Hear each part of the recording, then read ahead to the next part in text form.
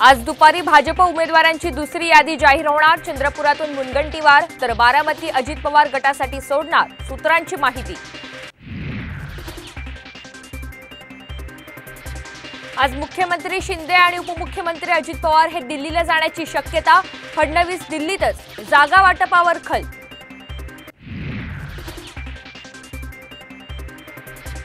आज राहुल गांधी यांची भारत जोडो न्याययात्रा महाराष्ट्रामध्ये करणार प्रवेश। नंदुरबारमध्ये जंगी स्वागत, काँग्रेसचे मोठे नेते राहणार उपस्थित।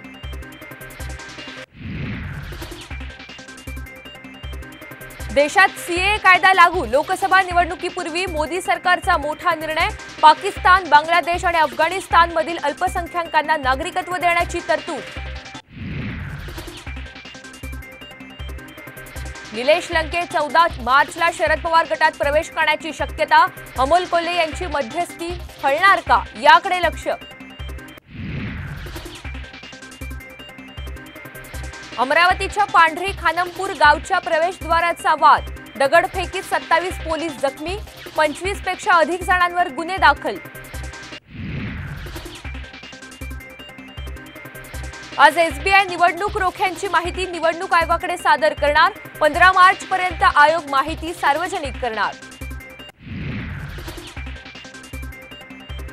कोस्टल रोडचा पहिला टप्पा आजपासून सर्वसामान्यांसाठी खुला। वरळी ते मरीन ड्राईव्ह अवघ्या 10 मिनिटात पार करता येणार।